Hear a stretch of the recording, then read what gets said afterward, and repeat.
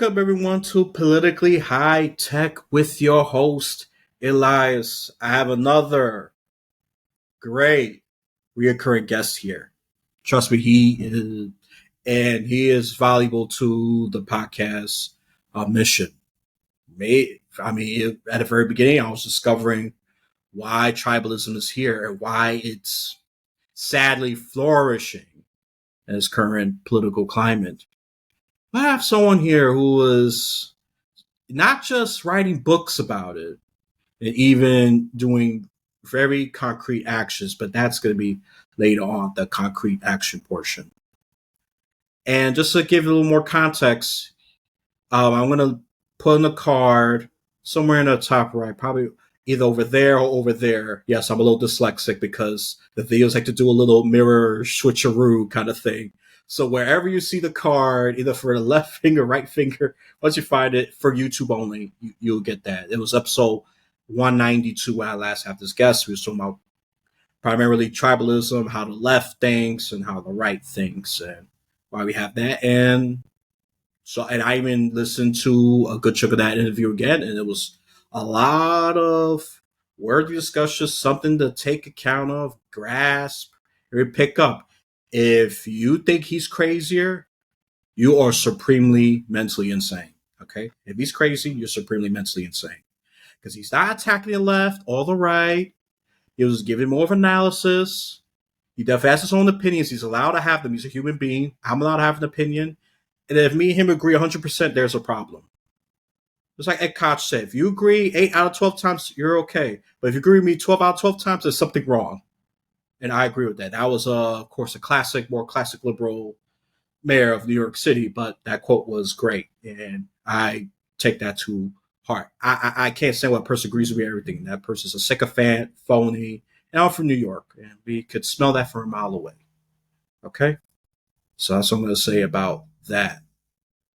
So without me going to a long monologue on, trust me, I want this guest to talk because he has a lot of valuable things to say. And time is limited, especially when it's a good discussion. There's never enough time. You could agree with that, right? I don't care if you're left or right or center. So here he is, a political analysis author, and there's a new group. I'm not going to say the name. He's going to introduce that later on. Let's welcome back Michael Anderson.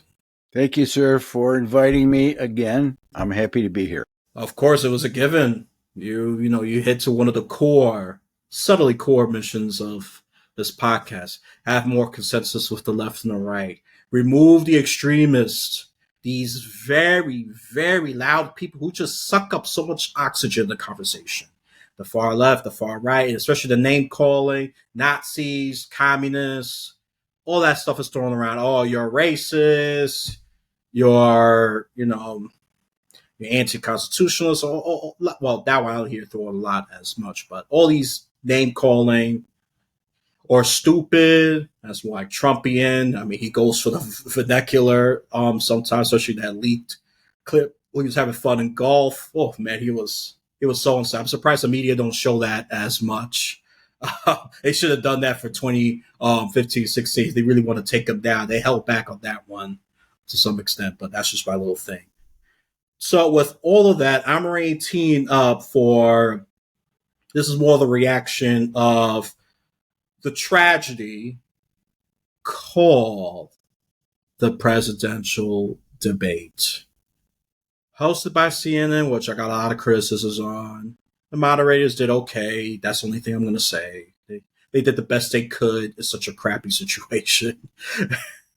And trust me, both Trump and Biden did bad in my opinion, but one just came out on top, and I already talked about that before. I want to hear what's your insights or reactions to that horrible thing called a presidential debate. Well, before I do that, let me just reintroduce myself for a minute, because I think it's relevant for your viewers to understand my political position, and then that provides a perspective for what I'm going to say. I call myself a moderate. I'm genetically a conservative because I believe in traditions and I believe in moving slowly through change. I believe change is necessary and change occurs with every generation, but there's such a thing as too quick a change. And conservatives kind of have the role in our society to slow down the left because the left wants to change much quicker than the right does. So, but I have an engineering degree. So the engineering degree part of me is focused on the practical, because what engineers do is design practical solutions. They build buildings and things like that, and they're practical. They work. So I don't like government that doesn't work. I don't like government that is idealistic and impractical and causes problems. So I call myself a moderate because I believe that the country has to operate somewhere near the center based on a consensus between the two sides in order to move forward. So tribalism has been and it's been going perhaps since the Obama years and only gotten worse. Tribalism is a reflection of the different political morality of the left and right. The left and right do not believe the same things. They don't have the same worldview. Their brains are actually different, and they don't think alike. So the notion that one is going to convince the other to convert is not going to happen. And what that really means is that for our society to go forward, there has to be a consensus. There can't be one or the other that determines the path of our society, because they're basically half believe one thing and half believe another. So I'm basically against ideology because ideology puts you in a box. It has a set of rules that you're supposed to follow, and you're not allowed to get outside that box. And the problem is ideologies do not lead to consensus because they're a very strict set of rules that you have to follow, and you are not supposed to compromise. And both parties on the left and the right at the extreme ends are extremely ideological. On the right, extreme conservatives want no changes in the country, limited government, no welfare state, strong military, whatever. On the left, it's a focus on equality, helping the disadvantaged. But it's when you get to the extreme outside, of course, you get extreme views like minimize incarceration because it creates risk for minority groups. So if people commit crimes, for example, in San Francisco under $1,000, if you steal under $1,000 worth of merchandise, you don't go to jail. You're not going to get prosecuted. So to the right, those represent extreme views, like the views of the right represent extreme positions to the left. So my point is that if I respect the right, if I respect the fact that the right and left are different biologically, I have to believe that both sides have good ideas, and they have bad ideas too. But I have to respect, no matter how conservative I might want to be, I have to respect the people on the left because they have a different point of view. And we're stuck with these two groups in human society, with people lean liberal and people lean conservative. So that's the way it is. So I can't, no matter what my political opinions are, I can't reject the left as being wrong. I have to respect the left as having good ideas, just like the people on the right. What I don't respect, though, is the extreme left, which includes communists and Marxists, because their goal is to change our society into a socialist system, which I don't want to see happen. So when you get far enough to the left, I reject that ideology. And, in my writings and talks, I talk against those things. So that's basically my political outlook. The current election is crazy. It's emotional. Uh, when I look at Twitter, most of the dialogue to me is emotional and not based on facts. But people on both sides are ranting based on supporting their candidate and trying to tear down the other candidate. And there's very little factual basis for those rants, and so it's just a big waste of time. You asked about the debate, so I want to comment on that. The debate was, of course, surprising because, and I think it was surprising more to the people on the left than the right, because the people on the left didn't realize that Biden was in the mental state he's in. And many of them reported being lied to after the debate because their expectation was he would perform normally, and he wasn't able to. So, I mean, it was a bad performance for him because he looked old and feeble. Trump used an unusual amount of restraint, probably because he'd been criticized in the past for yelling and interrupting, and he didn't do much of that. But he, repeated all the typical platitudes that he comes up with, and there's a lot of exaggeration there. So I think on both sides, there wasn't, neither candidate stood out. And the bottom line really, I think, has to be Biden's performance and the surprise of it causing all of this blowback about whether he's qualified to be a candidate or not. Starting with the fact that if you think he's unable mentally to function, we have a constitutional crisis because he's the president right now. And should he be president if he can't run the country? And then the associated concern is, if he's not running the country, who is? And they're not elected people because the people surrounding him are appointed by him. So in the time since the debate, the left has battled themselves about whether to continue with Biden as a candidate or replace him. And it seems like it's up and down about which way that's going to go. He has made a strong case to stay in, and he says he's going to fight on, and maybe that will allow him to persevere as a candidate. He has to resign for him to be replaced because he owns the delegates. So unless he can be convinced to resign, he's going to be the candidate all the way to the election. Again, I think the bottom line of the election was the surprise performance by Biden and the blowback from all that on the Democrats. I don't think any Republicans changed their mind based on Trump's performance. And so that's what we have.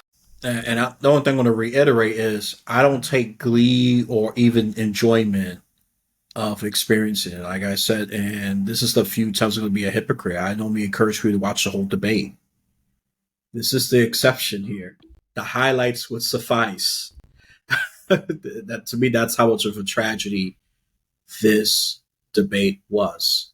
And I'm not saying Trump was spectacular, because he was not either. But personally, and I'm just going to repeat this because I don't want to regurgitate too much, that I say he was slightly better than Biden. And to your point, and I mentioned this indirectly or implied it, Trump was more restrained, and the muted mics actually helped him because he wanted to interrupt a few times. It actually helped Trump.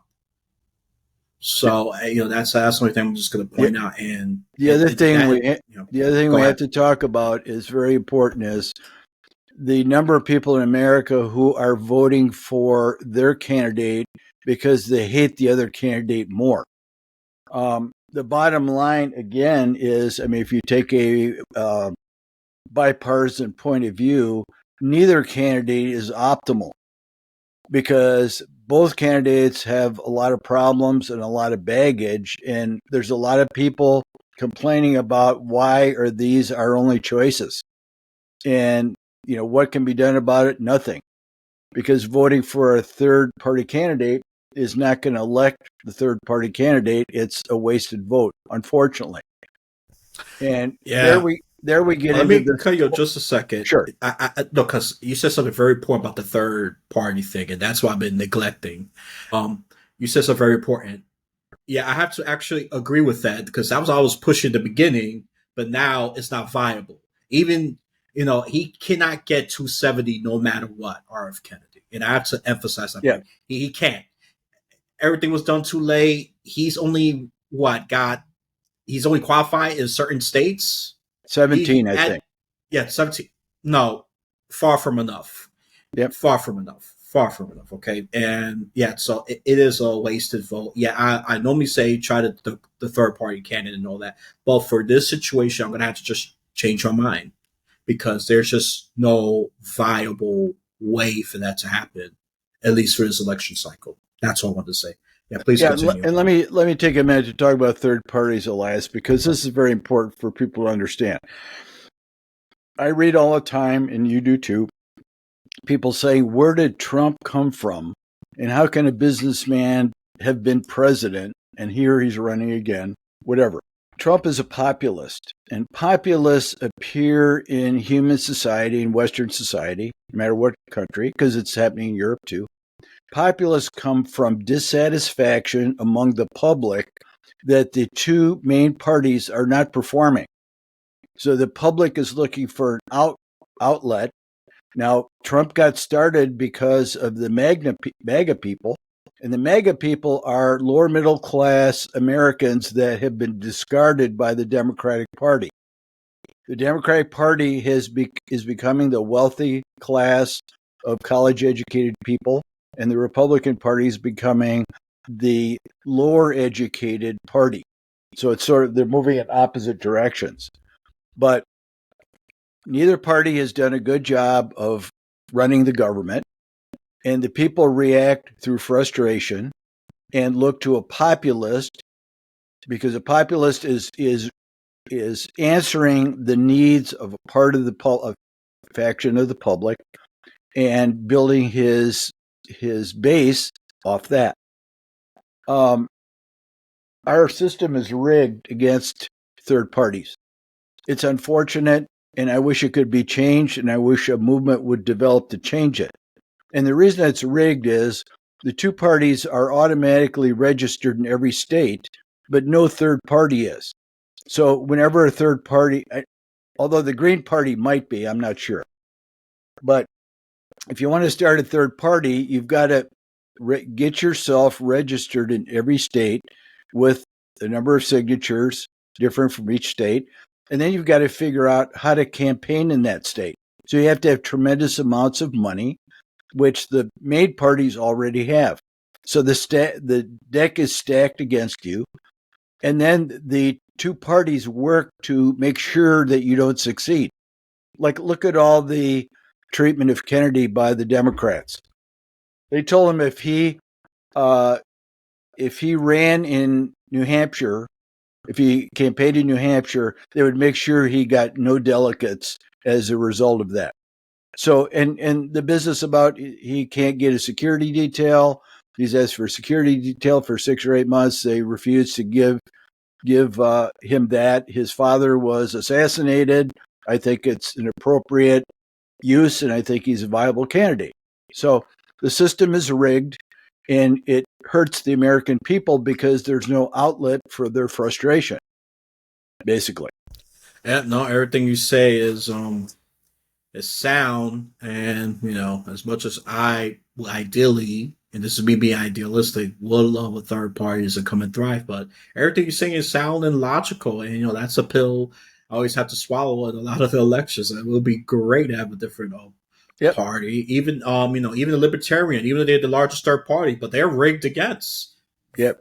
I mean, they have won how many offices? There you go. This Yeah. little round number. Yeah. 0. For those who are looking, 0. They're the most largest, and I think the most organized. I mean, you could debate that between the Green and Libertarians. They're the more established third parties. And then once you go even deeper in a rabbit hole, you can throw in all the other niche parties in there that focuses on one issue or whatever. Well, the libertarians are interesting to me because they're very ideological. For example, they don't believe in government. I mean, they want the government to be as small as possible. And we're not going back to that. They also don't believe in foreign policy, which is enormously impractical. I mean, you can criticize foreign policy and the role we play and the influence we exert, but you can't dismiss foreign policy as inappropriate or unnecessary. We have to have relationships with other countries. So, libertarians, I mean, libertarianism is really similar to classic liberalism that started in the Enlightenment. It was basically protection of people from the government, minimal functions by the government so that it doesn't get too large. But the libertarians will never, I mean, with such a tight ideology, and you have to put them on the right, they're never going to make progress because their ideology limits their popularity. So it is what it is. Oh yeah, definitely. Yeah, I mean, I almost even consider being a libertarian, but to your point, a lot of their point of views are impractical. And after I got deep into studying this, I said, no, I don't think limited government or even foreign policy. No, we are too globalized. The government's already big, and I have yet to see a successful government reduction. If anything, I've seen expansion. Yeah. So for both parties. Yep. Both parties. So even though Republicans say they're more for limited government, which let's be real, that's a big lie on their part. So, I mean, left to their point, they're as pro-government as they could be. So they're consistent on that issue, I would say. And yeah, I just think that's why I could never identify myself as a libertarian. And some of them are too let loose to the point that, okay, corporations could grow as big as you want. I'm kind of against corporations growing too much and having too much influence. I'm not against their existence, but I'm just let's let them grow, whatever. I was like, no, and that's why I got drawn away from the libertarian part. Just my personal experience, and that's what I'm going to say about it. I'm going to keep it short and sweet. Yep. I often make a comment, and I may have said this when I was on with you before. If I were given one wish, I would create a time machine and take all the American people forward to 2028, because all of the Trump and Biden would be gone. And all of this stuff about Trump would be gone. And we could start over with new candidates and be past this, tribal situation. And not that Trump leaving the stage is going to fix tribalism, but he's certainly a part of it. He has exacerbated tribalism by rudeness and his demeanor, which offends a lot of people, particularly women. So it's unnecessary and uncalled for. You hear that, MAGA? I know you're going to be offended with that statement, but this podcast has no partisan loyalty. There's things I complimented Trump, and there's things I'm going to criticize him. Don't expect me to be MAGA. I will never be MAGA. And it's just like the left, so don't expect me to be a full-blown lefty. I'm an independent thinker, and I'm a registered independent. So that's where it is. Try to convince me. Sell me your ideas. That's the best way you're going to get to me. But giving me partisan lingo, you're already turning me off because you're just a hack, in my opinion. This is both criticized left and right, and sometimes the center too. I got to call you out more often. Even though I think overall my politics is at the center. I flirt with the left and the right. I kind of like a little pendulum swing that stays in the middle, like that mini pendulum swing. That's me politically. Right. I don't go too far to the left or the right because I'm a pragmatist in the end of the day, and I'm happy that more engineering, scientific people are getting involved because too many of the humanist thinking is too abstract, it's too vague, and it leaves so many room of confusing nonsense. I like it that more scientific, logical people are joining the political discourse. Right. So I thank you for your engineering background. In other words, it's needed. It's a breath of fresh air for me personally. And I'm sure I'm speaking to some of my listeners, at least some. So let's move forward and talk about Braver Angels a little bit. I mentioned my 4 books are about tribalism. Well, I found out about an organization that's nationwide called Braver Angels, and I joined it in January. And I went to the convention in Kenosha, Wisconsin. It was at the end of June and enjoyed that. But let me introduce the organization because I'm not sure how well known they are. It's basically a grassroots organization with local chapters around the United States. The goal of the organization is to get people on the left and people on the right to talk to each other rationally and come to consensus conclusions about the issues. So I belong to the local chapter in Columbus, Ohio, and we have meetings once a month. And at those meetings, and there's more blues than reds in our particular chapter, which is fine. But part of the meeting, half the meeting is splitting up into groups where there's one-on-one communication between a blue and a red. And so you, first of all, get to know the person with the opposite political views. And after a few minutes, you realize, well, this is a nice person, even though they're, opposite me.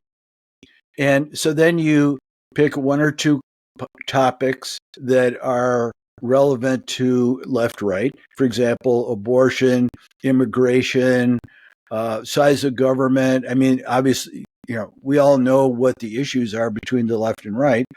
And you try to work to a consensus by both applying facts or information that you have to the discussion and then reach a consensus.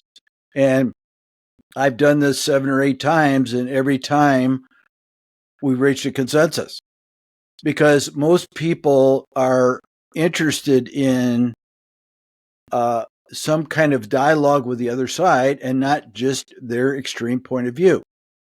Now, I have to say that there's a standing joke that I tell at these meetings about the people that should be in Braver Angels are the ones that aren't in it. Because the people that are in it are interested in discussing their views and learning more about the validity of their views.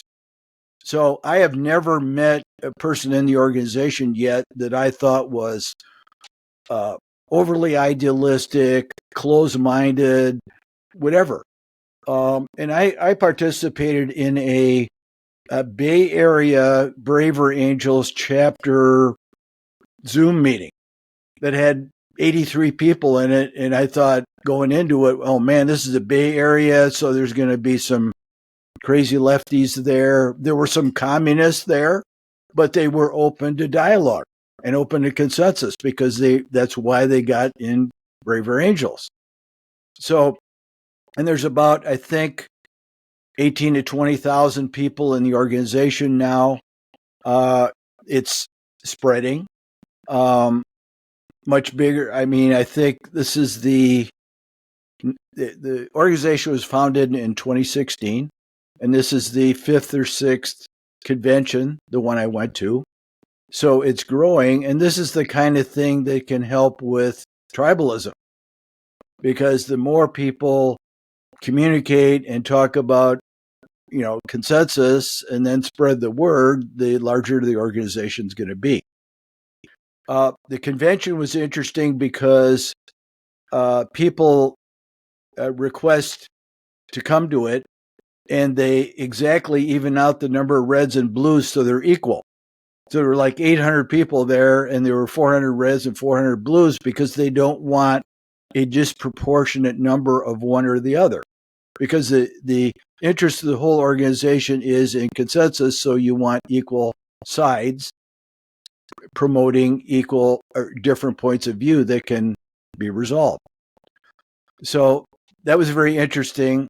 My conception of who would join Braver Angels was completely wrong when I joined. I thought there'd be more reds than blues because I thought the reds would want to talk about ideas and the blues think they have all the answers, so they wouldn't want to talk.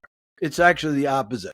Conservatives seem to be intimidated by Braver Angels because they think they're going to be attacked. and they would rather just live their lives and not participate rather than being attacked. And the people on the left are willing to talk. So I was completely wrong about it. But I'm hopeful that the organization will grow.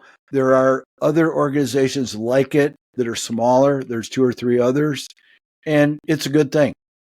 And I got involved because if I'm going to talk about tribalism, I better put my money where my mouth is and join the organization.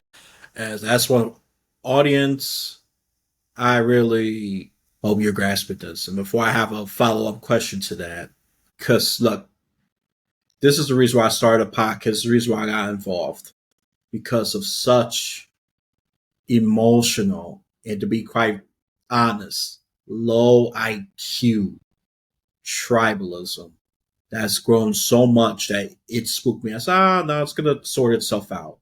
Oh, I was wrong. Oh, I was so wrong. Oh, it's going to sort itself out. As well as I don't want to be involved. I used to kind of relate to the Reds in your city and state. But no, it's getting worse by the day. And I hope you're right by this whole Biden versus MAGA train washes itself out by 2028 because, oh, I can't wait for that. I can't wait for that. Even though, don't get me wrong, I personally find Trump the most entertaining presidential candidate of them all, but that's besides the point. And we need to get this more dialogue going, and that's comment you left because I would have the same preconceived notions that you have. I thought more right wingers was willing to challenge their point of view, to be open about it, and the left will be scurrying like scared rats. See, and that it seems like it's not, but it seems like it's somewhat the opposite because you do have right wingers join. I don't want to discount that, right? But some of us just want to just live their lives like, I don't got time for that. I'm going to be attacked as a setup. So I don't want to be part of that. The tribalism situation itself reflects the personalities of the two sides because the left wants change. And you see it every day. You see, they want the climate fixed. They want they want equality. They want a socialist system. They want all these things. The right is status quo oriented, and they do not want change as fast as the left wants to drive it. So they're reactionary in the sense that, they have to play the left's game. They have to rant, and they have to do all the things that they do to play in the arena and do battle with them, but it's not their nature to do that. Conservatives basically want to live their own lives, they want their freedom to make their own way.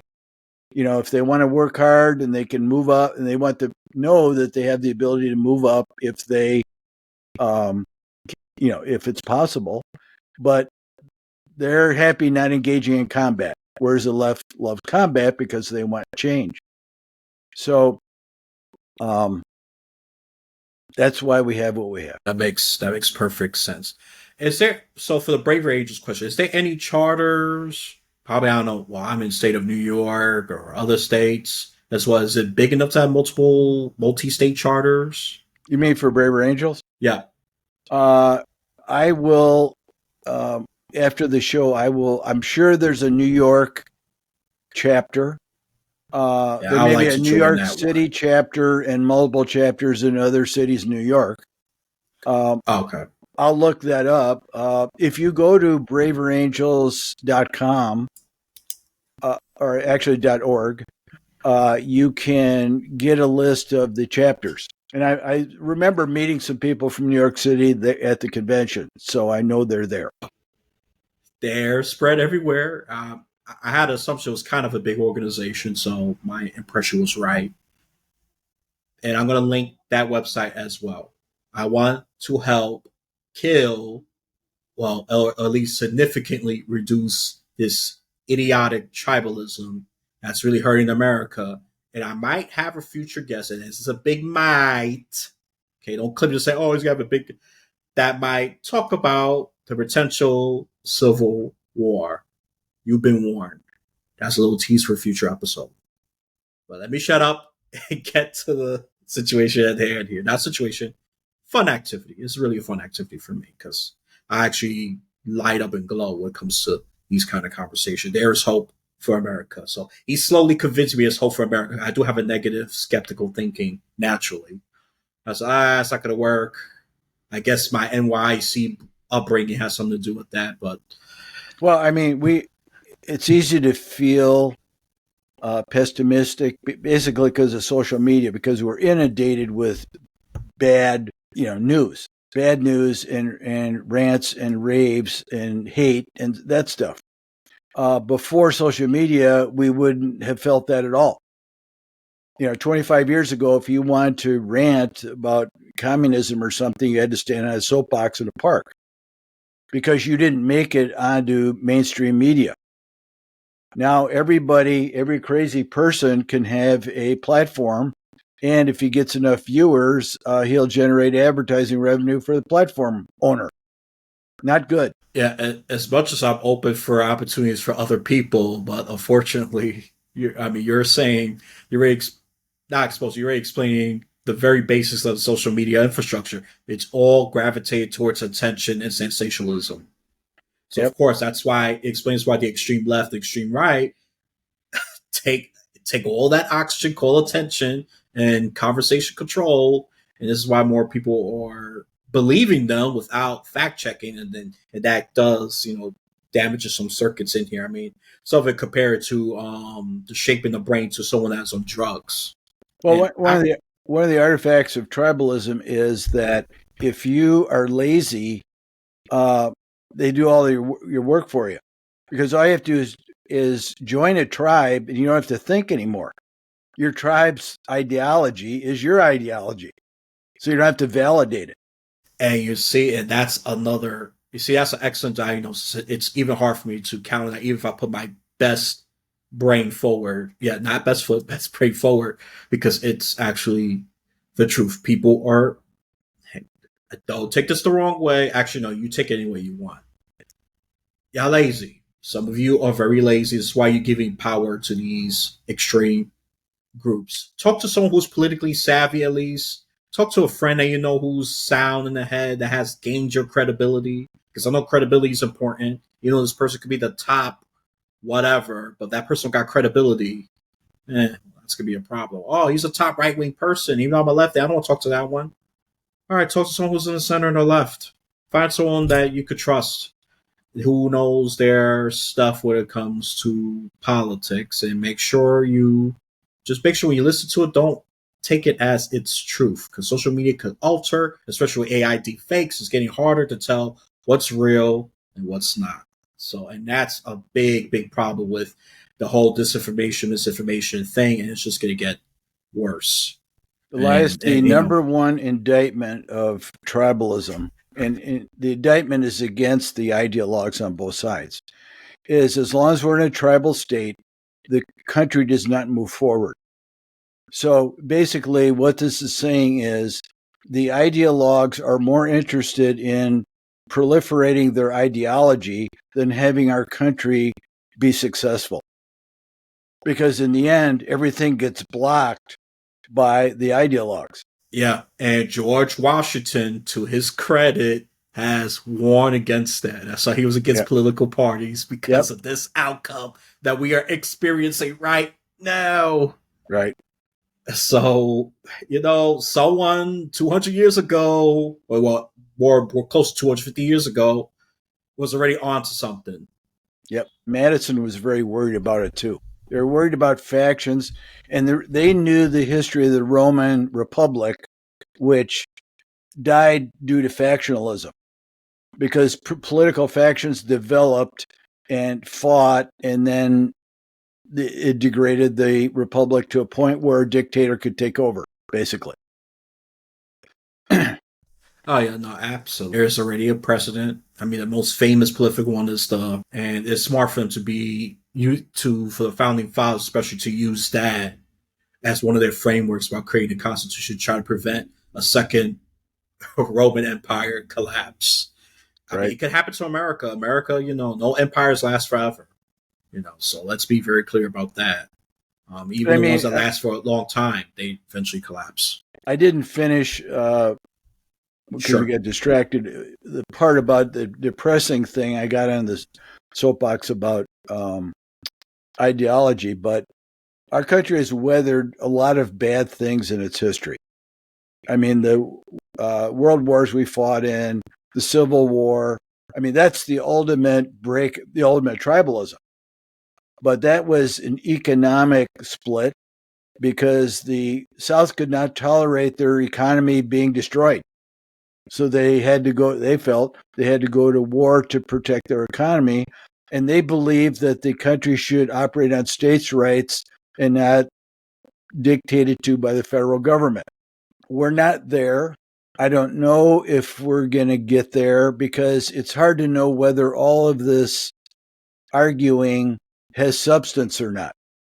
You know, you talk about taking all the air out, sucking all the air out of the room. Maybe that's all it's doing. I don't know. Because, you know, creating a revolution in our country would be very hard to do. I've studied a lot about why economies or why democracies collapse and what does it take for a revolution. And it's a very hard, difficult thing. And so it doesn't seem like it could happen here. We just have to try to prevent it. No, right. I mean, of course, creating a new revolution in America is extremely difficult. I don't want to make it say, oh, don't worry. I know January 6th is going to happen every year. And, and even though the Democrats exaggerate the insurrection claim, I just think it was more for trespass and violent breach. That's the way I categorize it. It's still a bad thing. I don't want to dismiss it. But, that was more of the symptom. Well, if it were insurrection, they would have had guns, and nobody had a gun. Think of it that way. Yeah, I mean, you're not going to take Secret Service was the only ones that had a gun, but they were defending. Right. But I mean, if you're going to take over the government and prevent the election from being certified, you're going to have guns. That's what happens. And copters and rocket launchers, the war zone. I don't want to dismiss it, but but it was still very bad what happened, and that's all I'm going to say about that. I realize I'm spinning this conversation in multiple directions. Let me get laser focus on your book. I don't want to forget that. Okay, well, let me introduce a transition to my new book because we talked a lot about tribalism, and I wrote 4 books about it, but I'm changing my focus now to elite control of our country. So my new book that's coming out in September is called America's Counterfeit Democracy, subtitle Rule of the Elites. And so my thesis there is that the public is deluded into thinking they have control of the government when they really don't. Because elites control everything. Now, elites try very hard to control elections, but they can't. They're still part of the election process that they can't control because people are people. And sometimes they vote differently than the elites would want. 2016 being an example. No elite wanted Trump to be elected because he didn't need any money from anybody and he wasn't beholden to anybody. And they hate being in that situation where they have to deal with someone they can't control. But basically what the book is about is that there is a organization of wealthy families in the United States who are aligned with major corporations because they're either on the boards of directors of those corporations or they own them or they own significant chunks of them. And the alliance between the wealthy and the corporations generates a group I didn't come up with the term, but it's called the power elite. And the power elite are elites that are interested in control of the politics of the United States. Obviously, there are many elites that don't participate. They just live on their yachts and travel and do that stuff. But the power elite are aligned with the corporations to influence everything the government does. They control the government, in my opinion, because they provide, if you look at the executive branch, you look at who the Secretary of State is, the Secretary of Treasury, those are all elites. Those are all people who uh, went to private school, elite university, worked as consultants, may had high corporate positions, were in education, were in academia, or work for think tanks or whatever. Now they're in the government. So they're really elites that are contributing to the controlling mechanism. This organization has I don't know what to call it, a sub-organization called what it does is it's an organization of think tanks and academics and others who do research on policy. It's a policy planning network is the name of it. So they do research on policy under the elites' control, and then they make policy recommendations to the government. They also control something called the opinion forming network. Since they own the big 7 media companies in the country are all large corporate entities controlled by elites. So they broadcast both content that's designed to influence American opinion in their direction, and other content that's designed to portray the United States as a happy place. Don't worry about anything. We're doing great. The economy's going to get better, all that stuff. So it's propaganda supporting the fact that things are okay. The power elite have 2 objectives in life. One is to increase their wealth, and the other is to keep the country stable so their wealth is protected. So that's actually a good thing because they do what they can to cut off instability factors that are creating instability. Like if the economy's bad, they'll want to do something to fix it, which helps them, but it also stabilizes the country. So the power elites, and there are members of both parties in it, obviously. It started as a pretty conservative organization, but now it's pretty divided between conservatives and liberals. Big Silicon Valley influence. And so the allegiance of members of the power elite is not to the public, it's to themselves, because they're all in it together and they all have the same objectives. So there have been studies done, I mentioned in my book. Somebody did a study that looked at bills that pass in Congress and who influenced their passage. And so they looked at variables. And so the interesting result is if a bill is mainly supported by the public and not by the elites, it has a 3% chance of passing. If it's supported mainly by lobbyists and not the elites, but there are lobbyists that are elites, it has a 56% chance of passing. If it's supported by elites only, not the public, it has an 86% chance of passing. So basically, the work of the government is the work of the elites. And of course, the parties are owned by the elites. So the elites control funding to the party. I mean, you know this, George Soros and all this stuff. And the elites also pick the candidates and then provide the advertising for those candidates to try and get them to win. And within the inner sanctum of the elites, they don't really care what party wins, as long as the elites win. They're okay exchanging parties every 4 or 8 years because they're controlling everything. So that's really what's going on, and that's what I'm talking about in the book. Elite control has been a factor in governments ever since governments began, because there have always been wealthy landowners. And wealthy landowners were the people with the money who could create influence by using that money. So, the kings and the nobility that supported the king, those are the rich people. And until the Enlightenment, the public had no rights. And then classical liberalism was created out of the Enlightenment, and the people started to get rights. And elites have given those rights up very slowly and begrudgingly because they want to keep control. So there you have it. Yep, so follow him. I tell you, he has some great stuff.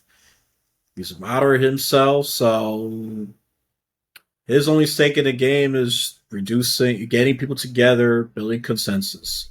It's not about red or blue or the donkey or the elephant or all the other partisan gobbledygook that you hear either through the television and especially through the crazy social media. That's a Fox. One more thing that's important. We Sure. talked about tribalism, and then we got to elite control. But as long as there's tribalism, the public cannot act against the elites because they're divided. So the elites actually love the situation we're in because since the public is divided into factions, it can't act in unison against what the elites are doing. So we have to solve tribalism before we solve elite control. Absolutely. And to me, and that's why I always noticed, even at the time I could articulate it well, for at least, I'll say 1.5 decades, I say this divide is what's really, that's like the biggest blockade we have just to move the country direction that the public would want it. Because, I already knew that it had some elite control because I already looked into this, studying that, you already broke it down. 3% of laws that the public actually favor were passed. 3%. Well, public only. Yeah, public only, right. If the elites So the elite is the other one that has just lobbyists, just mostly lobbyist influence, and then of course the elite control. They have the vast majority. So even if you spin it a little bit, so they have great control. So they have and not total control, but they have great control of the government. I mean, to be perfectly fair, there are bills that pass that the elites favor that help the public. For example, if there is something that provides an economic benefit, then tide lifts all boats there. But too often, the elite priorities do not match the public. For example, the public is much more liberal as a group, even considering the conservatives, about things like the welfare state. Like there's a lot of people that think child care should be part of benefits offered to workers because of the cost of it. Well, elites will never support something like that because that's money they lose if they support it. So they're against welfare states. They're also against unions because they see unions as destroying corporate profit by raising wages. I'm going to reference 2 other guests here. I think it would have been great for you to have a conversation with. I have a government consultant who was, I think it would have been a great conversation between you two that I had before, twice. And then the other one, a real union person who has decades of union experience. Oh, man, that would have been such a great panel. I'm already picturing future panels on basically great discussion. Well, the one as government consultant, he's independent like me, at least in registration, but I'm sure we have different ideologies once we break it down further. And then Melrod, well, he's definitely more on the left. I'll almost say almost flirting with that Marxist area. I'll say flirting with that, but I think it would have been a great discussion. I mean, he's a real union person, and a lot of them are phonies. So he killed my skepticism with a good chunk of the unions. And based on this conversation, I think it killed the. Yeah, it's dead for me. I'm generally pro-union as long as they're doing their job and not being corrupt by the elite influence. Yeah, because some of them have. I can say that confidently. So I don't want to jag us down there. I think that's already a lot of wisdom there, especially trying to cure this societal disease called emotional extremist tribalism.